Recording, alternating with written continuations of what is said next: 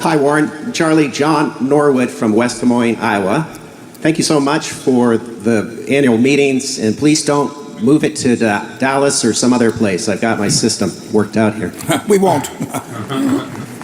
Thank you. Hey, two quick questions. One is allocation of capital and how you wrestle with the operating companies and how much cash comes up to the operating companies or comes up to the mothership versus the operating companies. And you and Charlie, do you ever fight or argue, and any lessons over the years for how you manage your partnership of two? Thank you. Yeah. Charlie and I have never had an argument. We met in when I was 29, he was 35. We're a little older now. And in those years, 55 years, we've disagreed on a lot of things. And it's just never led and never will lead to an argument. We argue with other people, but it hasn't occurred. I called Charlie on the Coca-Cola vote, and I said what the proxy statement said and everything. And said, "What do you think?" And we thought alike. Sometimes we don't think alike, and we never go away in the least bit mad if we don't. Yeah, but most of the time we think alike. That's one of the problems. If one of us misses it, the other is likely to too. Yeah, I would say that. Well, there's no question. If you look at the really bad mistakes we've made, I've made them. I'm probably a little more inclined toward action than Charlie. Would you say that's fair, Charlie? Or? Well, you once called me the abominable no man.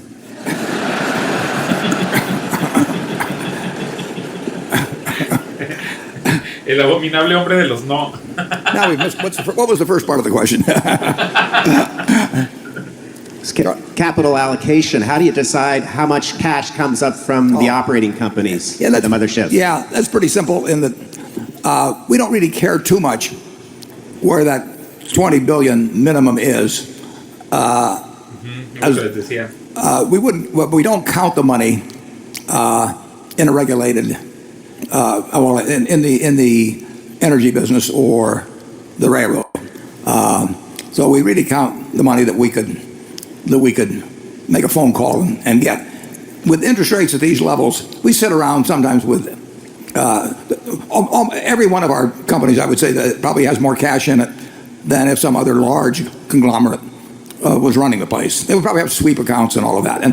And we may get around to that at some point, but it just doesn't make that much difference, because if we had it at the parent company, we'd have it out at 5 basis points, and if it's down at the subsidiary, it's probably getting 5 basis points. So it's not something we think about on a day-to-day or week-to-week or month-to-month basis. I know where the cash is, and I know when we're going to need cash, and I know what I'm thinking about doing or may possibly do in the next few months. That maybe something's a 50-50 probability of happening, and anything I am committing to do, I know where the cash is coming from. But it doesn't mean that we try to get it all in the parent company day by day or week by week like many companies do. We could change that procedure someday. Maybe a sweep account would make sense at some point, probably would. But we're not big disciplinarians of our subsidiaries day by day. We don't want them to feel that way. And there's one company I'm thinking of where I've never been there. Probably only talked to the fellow who runs it 3 or 4 times in 10 years. And there's a lot of cash around. Every now and then he sends me some. And if I really need it, I mean, I know where it is, and he'll give it to me. But it doesn't really make much difference, whether it's sitting there or whether it's sitting at Berkshire. Yes. I don't want to encourage to our managers of our other subsidiaries who are listening to this a new way of behaving. But I sort of adapt. To the companies, except when we really need the money, and then I grab it. Charlie? That's just fine. Es que hay empresas que en su disciplina están ordeñando constantemente el dinero para mandarlo, como dijo en la pregunta, a la nave nodriza, ¿no? Que sería como el corporativo. Pero él dice, yo no tengo necesidad de hacer eso porque sé dónde está el dinero. Porque cuando lo necesite lo va a pedir y ya sabe dónde está y nadie va a oponerse. Y la única diferencia sería como 0.05% de ganancias si estuviera en el corporativo a que si lo tuviera, no sé, la empresa de energía o de tren, ¿no? De ferrocarril. Entonces no es como que él esté encima de todo eso, aunque sabe dónde está.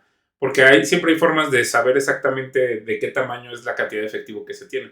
Solo que, dice, quizás en algún futuro tendremos esta barredora para ir acumulando el dinero para una cuenta, pero la forma en la que se maneja de forma autónoma, pues le permite tener esta flexibilidad de pensamiento.